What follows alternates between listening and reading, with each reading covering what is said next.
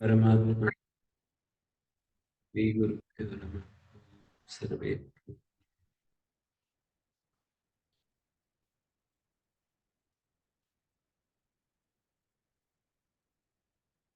व्याकरण प्रवेश इस कक्षा में आप सबका स्वागत है। ये भाषा की जो सबसे छोटी इकाई है उसको वर्ण कहते हैं। वर्णों से शब्द या पद बनते हैं। वर्ण को अंग्रेजी में लेटर्स और पद या शब्द को वर्ड नाम से कहते हैं। और वर्ड्स का जो समुदाय है उसको सेंटेंस, और सेंटेंस जो अनेक सेंटेंस हैं उसको हम भाषा नाम देते हैं। अंग्रेजी में स्पीच कहते हैं। तो वर्ण के बारे में कल ये चर्चा हुई थी कि ये वर्ण का उपदेश किस लिए किया है आचार्य ने।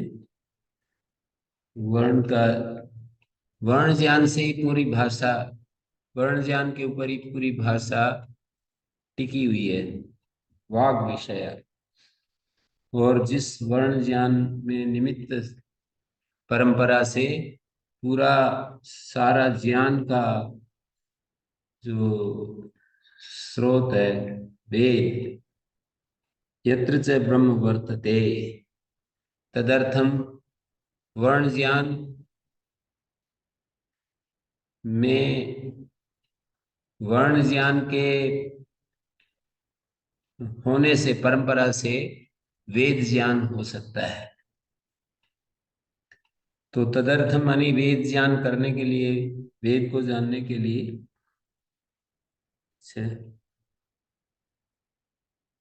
इष्ट बुद्ध्यर्थम, और इष्ट बोध के लिए वर्णों का जो इष्टान वर्णान भूत्स्याम है, इष्ट वर्ण जो जैसे वर्णों का स्वरूप है वो हमें जानने में आ जाए। और लघ्वर्थम चोपदिश्यते मानी इष्ट बोध का अर्थ है दोष रहित शुद्ध रूप जानने में आ जाए। और लघ्वर्थम वर्ण ज्ञान से भाषा बनती है, और भाषा एक बहुत ही लघु उपाय है व्यवहार का। लघ्वर्थम के दो अर्थ यहाँ पर लिए जा सकते हैं। श्लोक में जो लघ्वर्थम पढ़ा है, दो बात कही जा सकती हैं। एक तो लघ्वर्थम का तात्पर्य है कि व्यवहार का ये लघु उपाय है। निरुक्त में ना प्रारंभ में ही एक बात कही कि अ,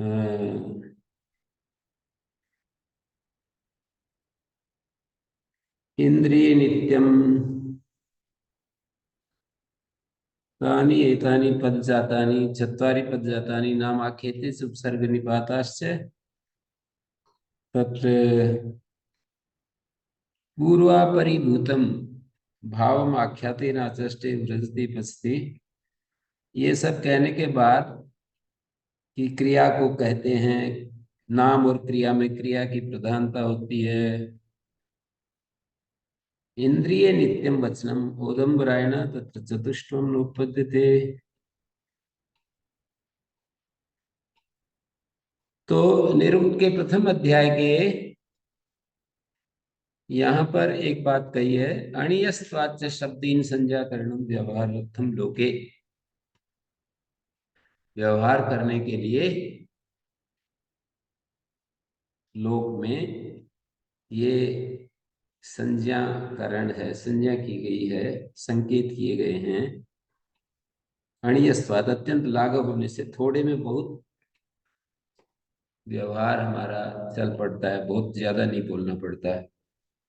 तो शब्द के द्वारा जो संकेत करते हैं ना, ये लघु उपाय है। तो यहाँ पर भी लघ्वर्थम चोपदिश्यते, इसी बात को हम समझ सकते हैं। माने एक तरफ महाभाष्य में जो श्लोक हम पढ़ रहे हैं, वर्ण ज्ञानम वाग विषय यत्र च ब्रह्म वर्तते तदर्थम इष्ट बुद्ध्यर्थम लघ्भर्थम च उपदिश्यते। लघुता के लिए इसका उपदेश है। लघुता का निरुक्तकार ने भी जो कहा, अणीयस्त्वाच्च शब्देन संज्ञाकरणम व्यवहारार्थम लोके, लोक में व्यवहार करने के लिए शब्देन संज्ञाकरण, शब्देन संकेत करण, शब्द के द्वारा जो संकेत हैं वो अणु, अणु शब्द से अणियान बनता है। अणु मानी छोटा, और अणियस्त का अर्थ होता है अणियः, अणु अणियः, दो में कंपैरेटिवली जो छोटा हो उसको अणिया कहते हैं, और त्व प्रत्यय कर दिया, अणियस्त्वात्, अणियस्त हेतु से, मानी अणियस्त का अर्थ है माने अत्यंत लाघव होने से, थोड़े में बहुत ज्यादा काम देने से शब्द से व्यवहार चलाते हैं। और वर्ण उसकी इकाई है। तो वर्ण ज्ञान एक अर्थ में परंपरा से हमें लघुता से हमें व्यवहार चलाने में सहायक बनता है। तो ये कहने के बाद ये कहा कि महाभाष्य में इसको ये दिया है कि ये जो अक्षर समामनाएं है, आई उनरिलरी के होंगे ये उच्च है वरटलन ये मंगणनम झबई गड़दस जब गड़दस खप झट झटता कप शर हल, ये किस लिए है? वर्णों का जो एक विशेष सीक्वेंस में जो पाठ किया है प्रत्याहार सूत्रों के रूप में, ये किस लिए है? तो लघुअर्थम, मानी परंपरा से अनुबंध करण मूलक जो प्रत्याहार बनाया गया है, हर एक सूत्र में जो अनुबंध जोड़े हुए हैं उससे जो प्रत्याहार बनाए गए, लाघवेन शास्त्र प्रवृत्त्यर्थ, मानी लघुअर्थम च से अनुबंध करणार्थत्व, ये भी ले सकते हैं। लघुअर्थम अनुबंध करणार्थम, मानी अनुबंध लगाने के लिए ये वर्णों का उपदेश किया, या प्रत्याहार बना करके और हम शास्त्र की प्रवृत्ति कर सकें। फिर यहाँ महाभाष्यकार का एक उदाहरण दे रखा है शिक्षा, वर्णोच्चारण शिक्षा में महर्षि दयानंद की जो वर्णोच्चारण शिक्षा है उसको आधार बना करके मैं कह रहा हूँ। स्वयं अक्षर समाम्नाय वाक् समाम्नाय पुष्पिता फलित चंद्र तारकवत प्रतिमंडितो वेदितव्यो ब्रह्म राशि सर्वे पुण्य फलावापतिश्चास्य ज्ञाने भवति माता पितरो स्वर्गे लोके महीयते। ऐसा महाभाष्य में एक संदर्भ है, उसको उद्धृत किया है। तो ये जो अक्षरों का समूह है, समाम्नाय संग्रह, ये वाक समाम्नाय है, वाक संग्रह का उपाय है। मानी इन वर्णों के द्वारा सारा वाक व्यवहार होता है। अक्षर समाम्नाय वाक समाम्नाय वाणी के संग्रह का उपाय है। इन वर्णों के द्वारा सारा वाक व्यवहार चलता है। तो पुष्पिता फलित, दृष्ट फल और एक होता है अदृष्ट फल। तो दृष्ट फल को पुष्पित कहा और अदृष्ट फल को फलित ऐसे समझ सकते हैं। या अभ्युदय, दृष्ट फल अभ्युदय और पुष्प उसको पुष्पित कहा, और दृष्ट फलेन अभ्युदयन व पुष्पिता चंद्र तारकवत प्रतिमंडितो अनादित्वा नित्य वाग व्यवहार ब्रह्म राशि ब्रह्म तत्व में शब्द रूपतया प्रतिभाति। एक प्रकार से ये जो वाक समाम्नाय है ये पुष्पित है, चंद्र और तारागण की तरह सुशोभित है। इस ब्रह्म राशि को, वेद राशि को, वेद का जो ये समुदाय है ये प्रतिमंडित है और फलित है। फलित का अभिप्राय होगा कि फल से युक्त है, निश्रेयस फल से युक्त है। सर्व वेद पुण्य फलावाप्ति, सारे वेदों के अध्ययन जन्य जो पुण्य फल है उसकी प्राप्ति इस अक्षर समाम्नाय से हो जाती है परंपरा से। हम वेद अक्षरों में है, अक्षरों का ज्ञान करेंगे तो फिर वेद का ज्ञान होगा, वेद का ज्ञान होगा तो धर्म का ज्ञान होगा, धर्म का ज्ञान होगा तो फिर हमारे को चित्त शुद्धि होती जाएगी, चित्त शुद्धि होगी तो फिर आगे चल करके हम बंधन से मुक्त हो सकते हैं, दुखों से मुक्त हो सकते हैं। तो इस तरह से सर्ववेद पुण्य फलावाप्ति, सर्ववेद अध्ययन जन्य जो पुण्य फल है वो प्राप्त होगा। कैसे होगा? परंपरा से। सीधा सीधा नहीं कि वर्णों का ज्ञान कर लिया तो सर्ववेद पुण्य फल मिल जाएगा। वर्ण ज्ञान से शास्त्र ज्ञान, वेद ज्ञान परंपरा से जुड़ा हुआ है। फिर वेद ज्ञान को करेंगे तो वो भी, उसका भी एक उद्देश्य है। वर्ण ज्ञान शास्त्र ज्ञान तक पहुंचाएगा, शास्त्र ज्ञान धर्म ज्ञान तक पहुंचाएगा, धर्म ज्ञान चित्त शुद्धि तक पहुंचाएगा, चित्त शुद्धि फिर परमात्मा बोध तक।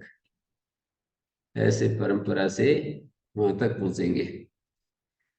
और कहा इसके माता पिता जो अध्येता है इसके स्वर्ग लोक में पूजित होते हैं। ऐसे पुत्र वाले की माता पिता की स्वर्ग लोक में पूजा होती है। माने एक प्रकार से महात्म्य अतिशय शास्त्र से प्रत्याहार जो सूत्र हैं उनके फल से इतना बड़ा बोध हो जाएगा। वाक समाम्नाय, अक्षर समाम्नाय को जानने से इतनी सारी चीजें हमें मिलेगी।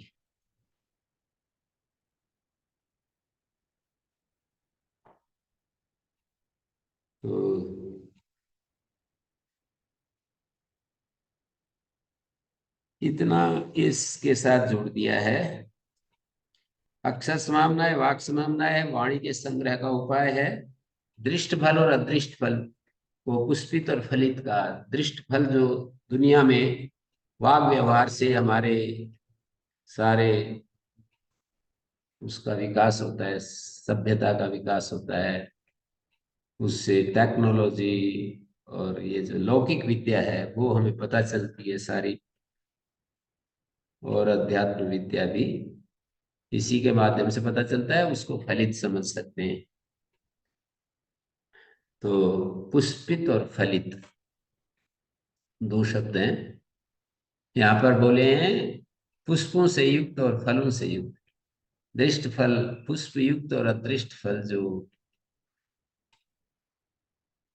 मुक्तिजन्य जो सुख है, परमात्मा प्राप्ति जो अदृष्ट फल है वो भी वर्ण ज्ञान के साथ जुड़ा हुआ है। चंद्र तारक वत प्रतिमंडित है ये ब्रह्म राशि। चंद्र और तारागण जैसे आकाश को सुशोभित कर रहे हैं, उसी तरह से ये इसको हम समझ सकते हैं। तो वर्ण कथम प्रकटिता भवन्ति, ये एक प्रश्न उठता है। वर्ण कैसे प्रकट होते हैं? तो कहा आकाश वायु प्रभव शरीरात् समुच्चरन् वक्त्रमुपैथिनाद स्थानांतरेषु प्रविभज्यमान वर्णत्वमागच्छति यश शब्द। आकाश और वायु उत्पत्ति स्थान है जिसके, आकाश और वायु, आकाश और वायु इन दोनों से उत्पत्ति होती है जिसकी, वैसा होता है नाद। आकाश शब्द का नाभि प्रदेश में वायु के संचरण के लिए जो आकाश है, अवकाश है, नाभि प्रदेश में वायु के संचरण के लिए जो अवकाश है उसको आकाश कहा है। आकाश और वायु के योग से उत्पत्ति होती है जिसकी ऐसा नाद होता है। और वो नाद ऊपर को उठता हुआ मुख को प्राप्त होता है। नाभि प्रदेश से वायु उठती हुई मुख को प्राप्त होती है, वक्त्र कहते हैं मुख को। स्थानांतरेषु, और वो वायु अलग अलग स्थान, जिह्वा, मूल, जिह्वा, मूल के बाद तालु, मूर्धा और ओष्ठ, इन अलग अलग स्थानों में दंत, इन अलग अलग स्थानों में बढ़ता हुआ वर्णत्व को प्राप्त हो जाता है। बस वही शब्द है, वर्णत्व आगच्छति, यह स शब्द, शब्द की इकाई है वो। वर्ण रूपता को आप प्राप्त होता है, उसको शब्द कहते हैं। शब्द, वर्ण कारण है, शब्द कार्य है। वर्ण से ही शब्द का रचना होती है, तो इसलिए शब्द, शब्द से पद लिया है। पदस्यापि प्रथमा व्यक्तिर्मूलम, शब्द कह दिया उसको। शब्द, शब्द से तो पद लिया जाता है, लेकिन पद की भी जो पहली व्यक्ति है वो एक यूनिट है, वो वर्ण है ना। तो तदालोच्य शब्द इति। तो वर्ण कैसे प्रकट होते हैं ये इस श्लोक में बताया। आकाश, वायु, याद होगा आप लोगों को ये श्लोक। आकाश वायु, आकाश वायु प्रभव शरीरा समुच्चरन् वक्त्रमुपैति नाद स्थानांतरेषु प्रविभज्यमानो वर्णत्वमागच्छति, ये शब्द वर्ण रूपता को प्राप्त होता है, वो शब्द है। मानी शब्द की जो प्रथम इकाई है वो वर्ण है, और वर्णों का समुदाय शब्द पद, ऐसे कह सकते हैं। अब ये एक श्लोक और आया इसी बात को बताने के लिए कि आत्मा बुद्धिया समेत्यर्थान मनोयुक्ते विवक्षया मन कायाग्निमाहन्ति स प्रेरयति मारुतम मारुतस्तूर्षिचरन् मंद्रम जनयति स्वरम। मंदम नहीं, मंद्रम पाठ होना चाहिए, मंद्रम जनयति स्वरम। तो आत्मा बुद्धि से अर्थों का विचार करके वक्तव्य जो अर्थ होते हैं, कहने योग्य जो बात होती है, आत्मा बहुत फास्ट गति से हो जाते हैं सिस्टम पूरा। आत्मा बुद्धि से अर्थों का आलोचन करके मन को प्रेरित करता है कुछ कहने की इच्छा से। मनो युंक्ते, युंक्ते इति प्रेरयति, विवक्षया कहने की इच्छा से। मन कायाग्नि माहंती, और मन जो है हमारे अंदर जो जठराग्नि है उसको प्रेरित करता है। वो फिर वायु को, वहां पर जो वायु है उसको मारुतस्तुर्षि चरण, मारुत वायु जो है नाभि प्रदेश का वायु, पूरा प्रदेश में से चलता हुआ मंद्रम स्वरम जनयति, मधुरम, मंद्रम मानी मधुरम कोमलम स्वरम जनयति, नाद ध्वनि व जनयति, स्वरम अभिव्यंजयति प्रकटयति। इस जो हम बोलते हैं उसको नाद कहते हैं, स्वर कहते हैं, उसको ध्वनि कहते हैं, ध्वनि को प्रकट करता है। शब्द का स्वरूप क्या है और वो किन फलों को दिलाता है, ये प्रश्न है आगे। तमक्षरम ब्रह्म परम पवित्रम गुहाशयम सम्यगुषन्ति विप्रा सश्रेयसा चाभ्युदयेन चैव सम्यक प्रयुक्ता पुरुषम युनक्ति। यहाँ पर कहा कि उस शब्द को जो अभी तक हम कहते चले आ रहे हैं, शब्द के मूल में अक्षर हैं, अक्षर से शब्द रचना होती है। तम अक्षरम ब्रह्म परम पवित्रम, अक्षर अविनाशी, अक्षर का अर्थ होता है अविनाशी। कैसा अविनाशी? ब्रह्म, ब्रह्म रूपम वेद रूपम ज्ञान रूपम वाह। ब्रह्म, ब्रह्म रूप, वेद रूप, ज्ञान रूप। ज्ञान रूपता से तस्य ज्ञान कारणत्वात्, उसको ज्ञान रूप कैसे कहा? वेद को ज्ञान का कारण होने से ज्ञान रूप कह दिया। ये जो शब्द होते हैं, न स्वस्ति प्रत्ययो लोके यस शब्दानुगमाद्रिते, लोक में कोई ऐसा प्रत्यय, प्रत्यय माने ज्ञान नहीं है जो शब्द का अनुगम किए बिना होता। न सोस्ति प्रत्ययो लोके या शब्दानुगमाद्रिते अनुविद्धम इव ज्ञानम सर्वम शब्देन भासते। तो ये जो ज्ञान अनुविद्ध रहता है उसके साथ, शब्द के साथ, परम पवित्र है ये ज्ञान रूप होने से। शब्द जो है परम पवित्र कैसे है? क्योंकि वो ज्ञान रूप है, और ज्ञान जो होता है वो पवित्र करने वाला होता है। नहीं ज्ञानेन सदृशम पवित्रमेव विद्यते। तो पूर्वोक्त जो शब्द है वो अक्षर कहा, उसको अविनाशी कहा।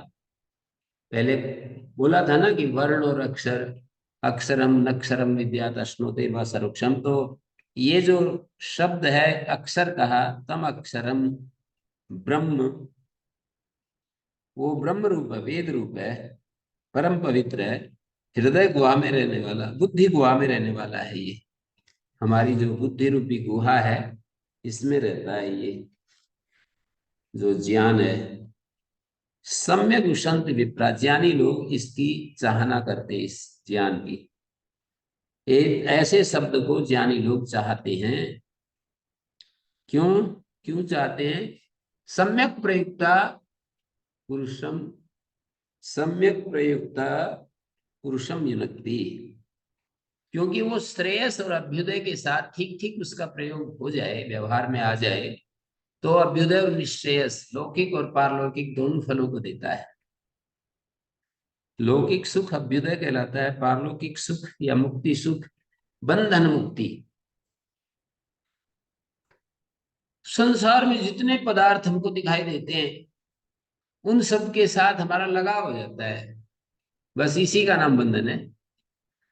उनके साथ जो जो सुख देने वाली चीजें हैं उनके साथ हमारा लगाव हो जाता है।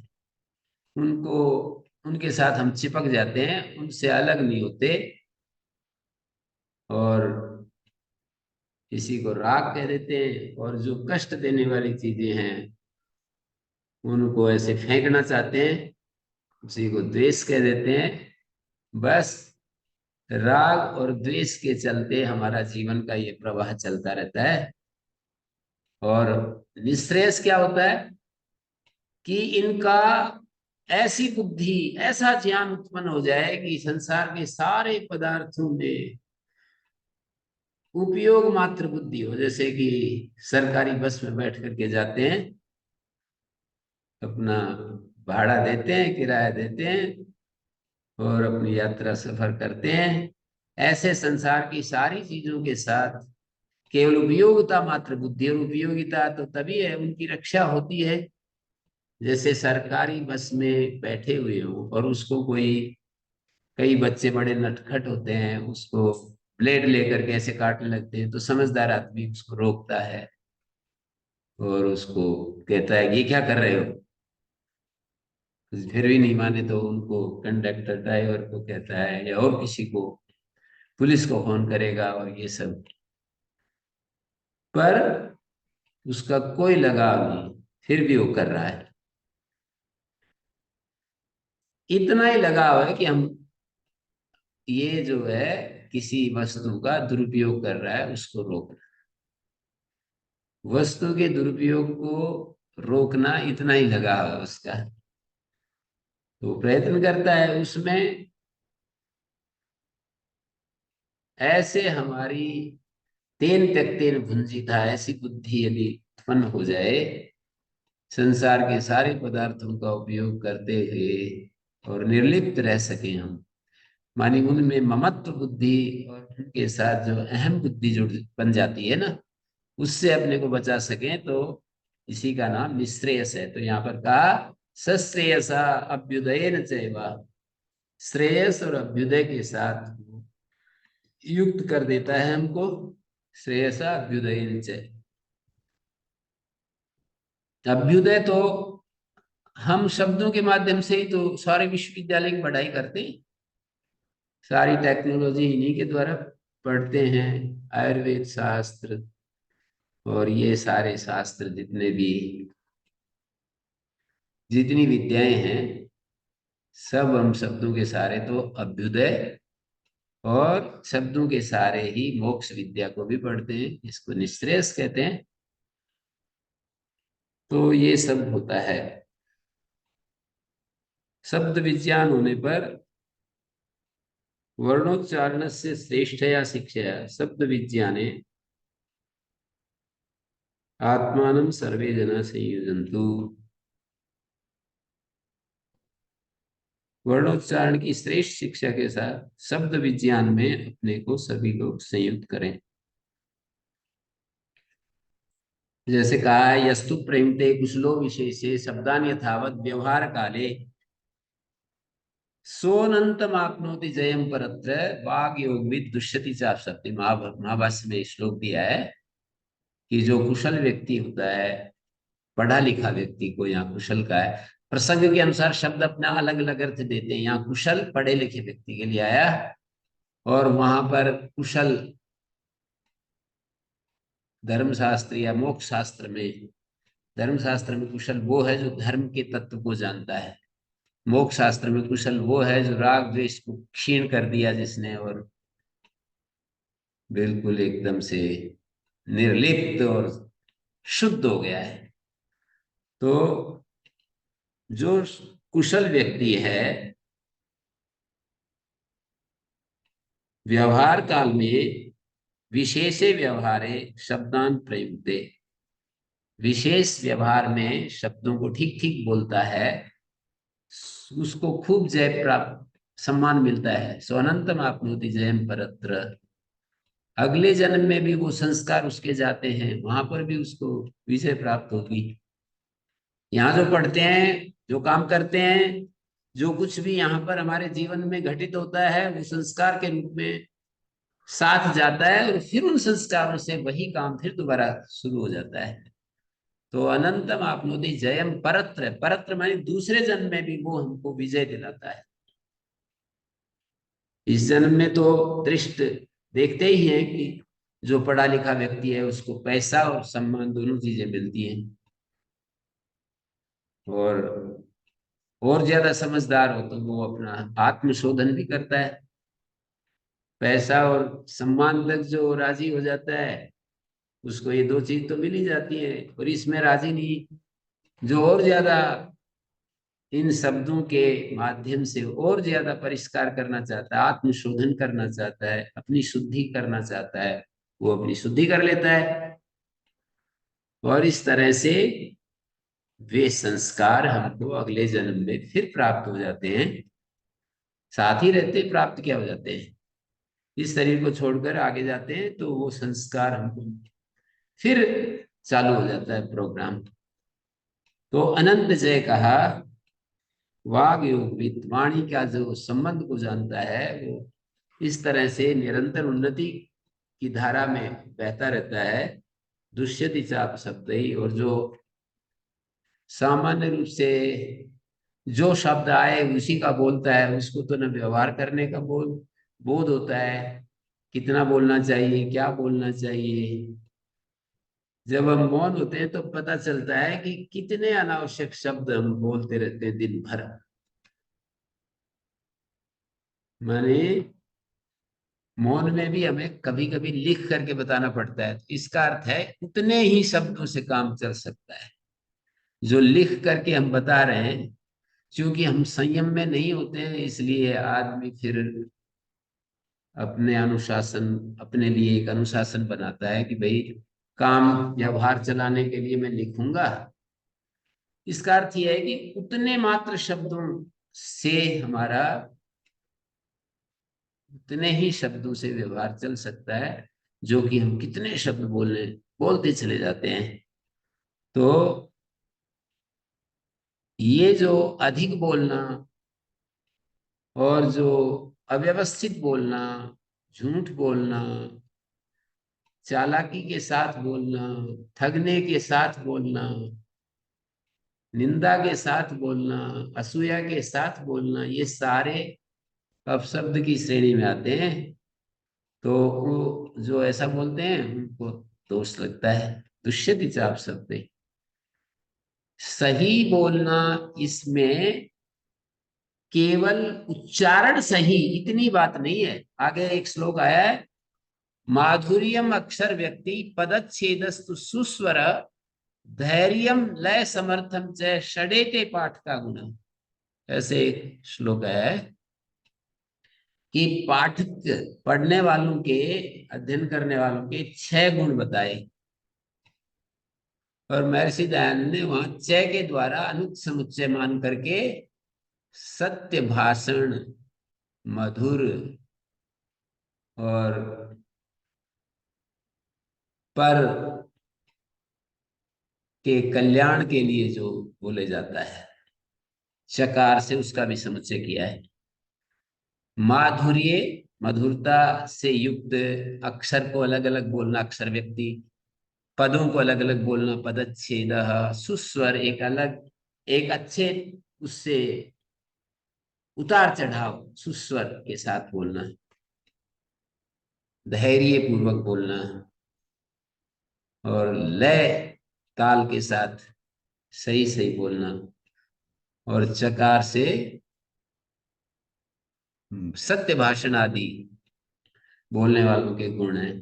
तो अब शब्द और सुशब्द, साधु शब्द का इतना ही अर्थ नहीं है कि वो ठीक ठीक बोल दिया, वाणी उच्चारण ठीक कर दिया।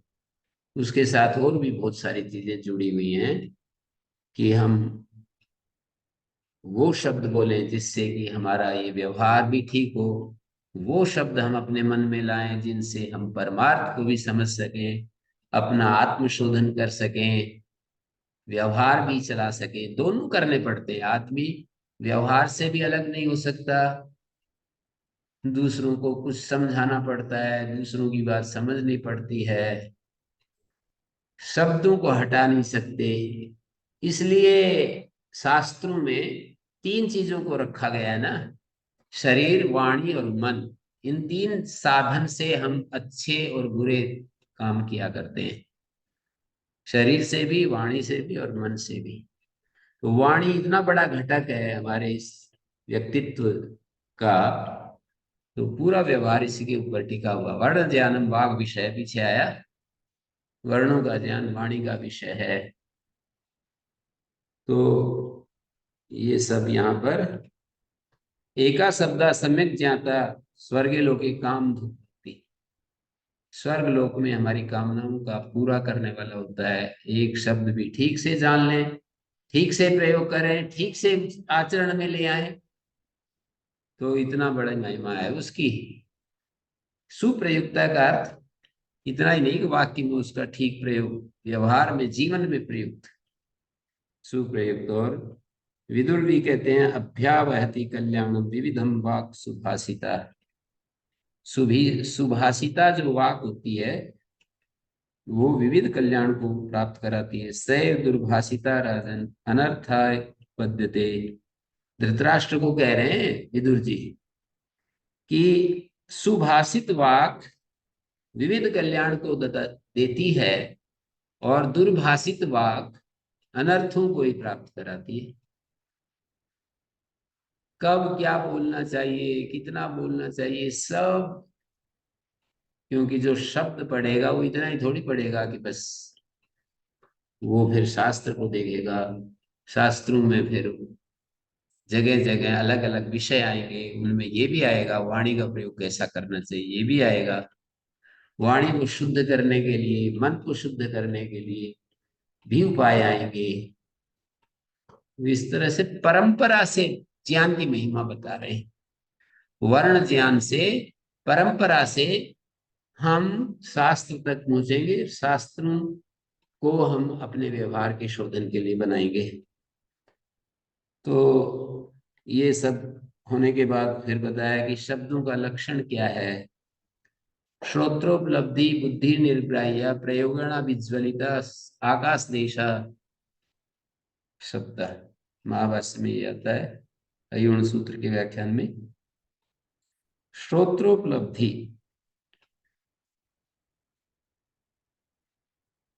श्रोत्रम उपलब्धि साधनम यस्य, श्रोत्र उपलब्धि साधन है जिसका, ऐसा होता है शब्द।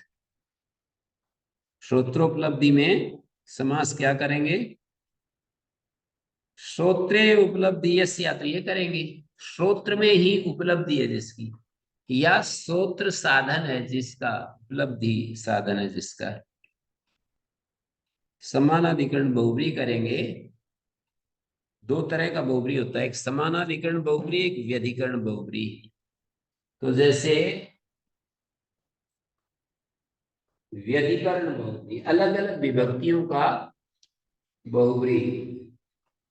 श्रोत्रे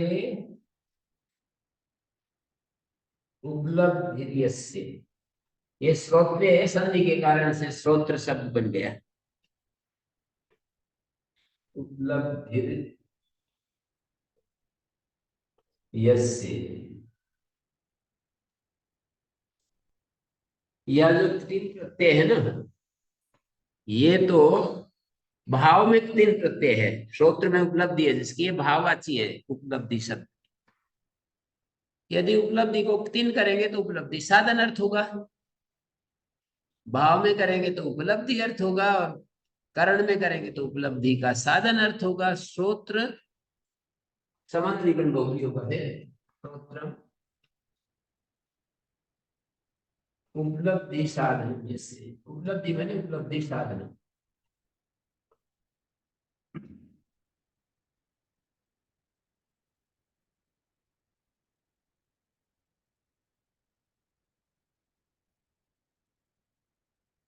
श्रोत्र उपलब्धि साधन है इसका।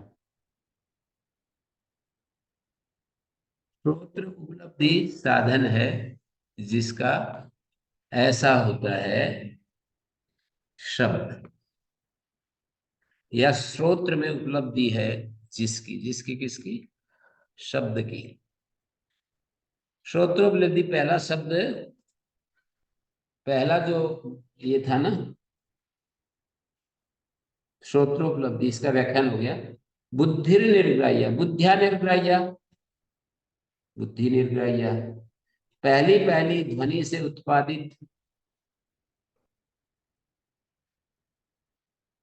जो अभिव्यक्ति होती है, पहली पहली ध्वनि से पूर्व पूर्व ध्वनि उत्पादित अभिव्यक्ति जनित संस्कार परंपरा, अभिव्यक्ति जनित जो संस्कार परंपरा है उससे प्राप्त परिपाक अंत्य वर्ण बुद्धि निर्ग्राह्य।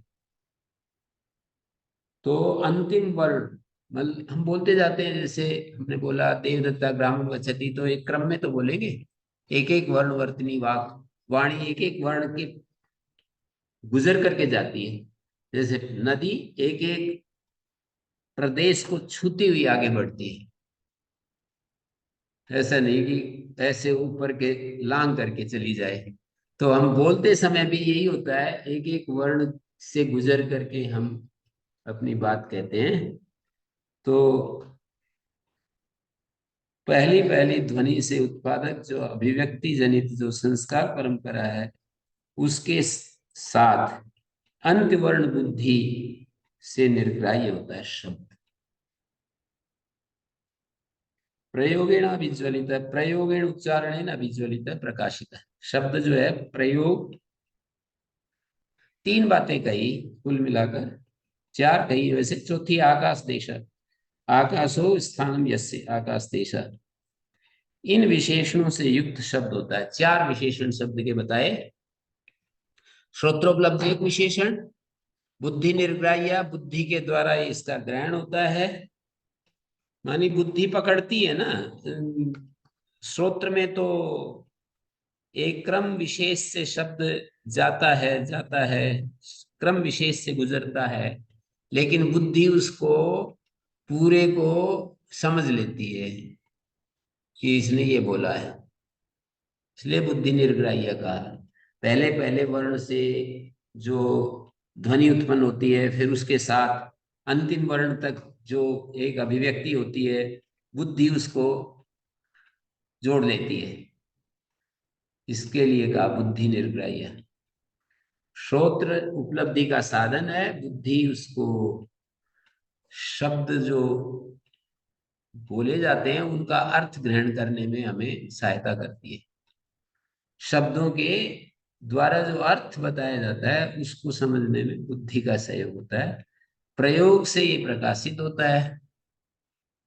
प्रकाश में कैसे आएगा? बिना वाणी का, जिह्वा के हम प्रयोग नहीं करेंगे, मुंह बंद रखेंगे तो शब्द प्रकाशित नहीं होगा।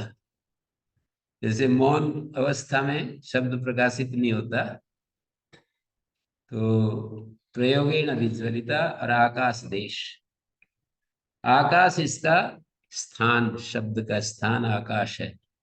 देश माने स्थान। तो चार विशेषणों से युक्त हो गया शब्द। आकाश देश शब्द भवंती। अब इसमें एक प्रश्न आएगा, तो वर्ण कितने हैं? तो इसका उत्तर देते हैं 63 हैं, कभी कभी 64 भी बताते हैं, त्रिषष्टि चतुष्षष्टि वा। तो इन त्रिषष्टि वर्णों को समझने के लिए क्या करेंगे? तीन भागों में बांटेंगे वर्णमाला को। एक स्वर, एक व्यंजन, एक अयोग। तीन भागों में, तीन भागों में बांटेंगे इसको। स्वर, वर्णमाला कितने वर्ण है? तो वर्णमाला को ऐसे लिख करके और हम ऐसे डायग्राम बना सकते हैं। तो ये हो गया स्वर। और स्वर को भी तीन भागों में बांटेंगे। ह्रस्व, दीर्घ और प्लुत।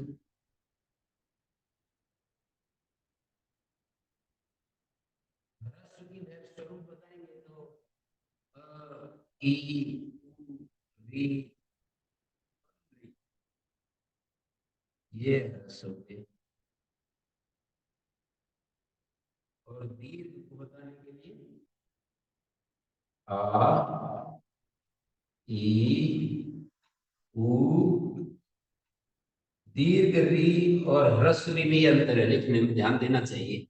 जैसे कई लोगों को मैंने देखा, जैसे ऊ लिखते हैं ना, तो उनको यही नहीं पता होता है कि दीर्घ ऊ का क्या सिंबल है और ह्रस्व ऊ का क्या सिंबल है जब उसमें लिखते हैं ना, रूप आदि में।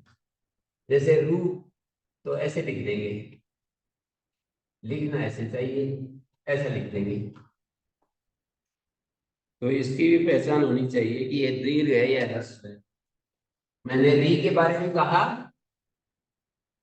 कि ये ह्रस्व री है और ये दीर्घ री है। री दीर्घ होता नहीं है। ए, ओ, आई, आई और औ।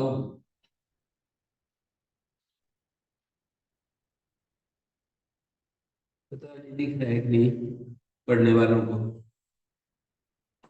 तो ये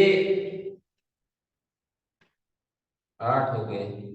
और प्लुत लिखने के लिए हम अ के आगे भी 3 का अंक लिख सकते हैं और आ के आगे भी 3 का अंक लिख सकते हैं। दोनों, ये तो लिपि की बात है। ई या ई, उ, ये 3 का अंक लिखा है मैंने सब जगह। और री और री और री, ये प्लुत भी ऐसे ही।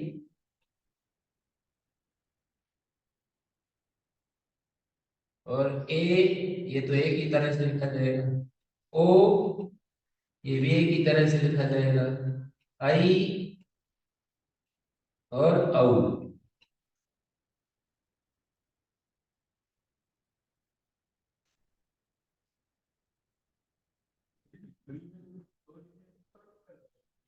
लिख सकते हैं जैसे ऊपर लिखे ऐसे ही।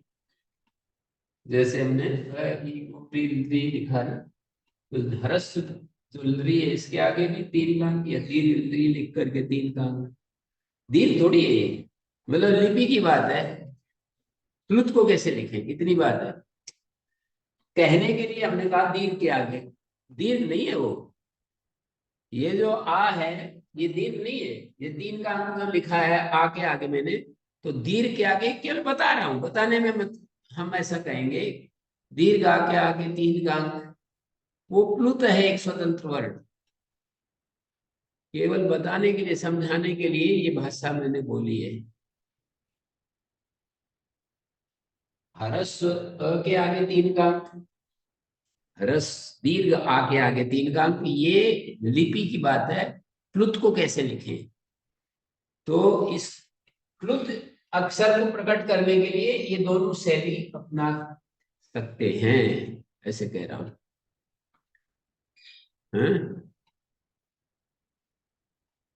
जैसे कहीं राम को प्लुत करना है मान लो, तो हो गया ना,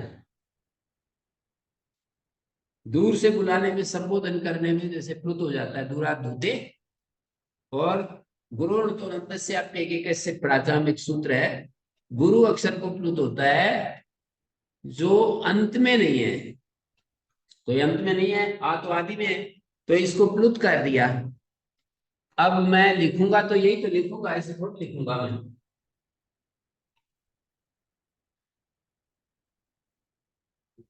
राम को जैसे प्लुत करके लिखूंगा, अब ये प्लुत हो गया है, ये दीर्घ अक्षर नहीं रहा, ये प्लुत अक्षर हो गया।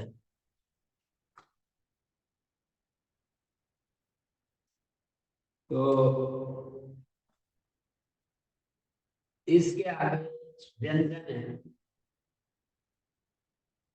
वर्णमाला का दूसरा घटक है व्यंजन, और व्यंजन तीन भागों में डिवाइड करेंगे, स्पर्श, कु, चु, टू, टू, कु का वर्ग है, कु माने का वर्ग, चु माने का वर्ग, टू माने का वर्ग, टू माने का वर्ग,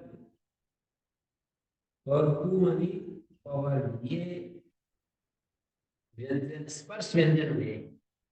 अंतस्थ व्यंजन, यह अंतर शब्द का रेप विसर्ग हो गया। अंतस्थ माने बीच में ठहरने वाले को अंतस्थ कहते हैं, अंतर शब्द का अर्थ है बीच में, मध्य में, सापेक्ष शब्द है, किसके मध्य में, व्यंजन स्पर्श व्यंजन और पुष्प के मध्य में। कैसे, स्पर्श वर्णों में जिह्वा का स्थान के साथ बहुत तीव्र स्पर्श होता है, लोहे के गोले के समान स्पर्श होता है। ऊष्म वर्णों का बहुत लाइट स्पर्श होता है, ऊन के गोले की तरह, बीच में हो गए ये, ना तो लोहे के गोले के समान स्पर्श होता है, ना ऊन के गोले की तरह, काष्ठ के गोले की तरह, बीच हो गया ना। एक दूसरे एंगल से भी देख सकते हो, ऊष्म वर्णों में ऊष्मा बहुत ज्यादा निकलती है, इसमें तो बिल्कुल नहीं निकलती, इसमें मध्य स्थिति में निकलेगी। यदि इसकी दृष्टि से देखें तो फिर इसमें ऊष्मा बहुत ज्यादा निकलती है, श श श ह, इसमें तो बिल्कुल नहीं निकलती, गचट क क ख ग घ, वैसी ऊष्मा नहीं निकलती जैसे कि श ये में निकलती है ना, इसमें मध्य स्थिति है। उच्चारण स्थान में भी ये तो स्पृष्ट प्रयत्न से बोले जाते हैं, ये तो विपरीत प्रयत्न से बोले जाते हैं, ये ईषद अंतस्थ वर्ण जो होते हैं वो ईषद स्पृष्ट होते हैं, बीच की स्थिति हो गई ना, ये ईषद विपरीत या विपरीत प्रयत्न से बोले जाते हैं ऊष्म वर्ण, और स्पर्श वर्ण स्पृष्ट प्रयत्न से बोले जाते हैं, आभ्यंतर प्रयत्न की बात कर रहा हूं। और ये जो है ना तो स्पृष्ट प्रयत्न है और ना विपरीत प्रयत्न है, बीच की स्थिति है, इसलिए इनको अंतस्थ कह रहे हैं। और इनका स्वरूप क्या होता है, य र ल व, और इनका स्वरूप क्या होता है? श र स, ये है। वैसे ये हो गए। और अयोगवाह एक तीसरा विभाग है। अयोगवाह, अयोगवाह को भी दो भागों में बांट सकते हैं। एक तो यम, और एक सामान्य रूप से यम से जो भिन्न है चार अयोगवाह। जैसे विसर्जनीय, इसका नाम विसर्जनीय है, तो इस तरह से लिख सकते हैं ब्रैकेट कोष्ठक में, विसर्जनीय। और ये अनुस्वार है, कोष्ठक में अनुस्वार लिख दिया। और ये जीवामूलीय,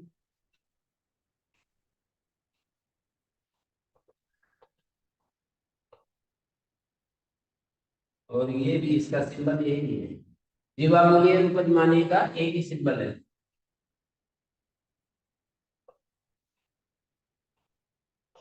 63 अक्षर, चार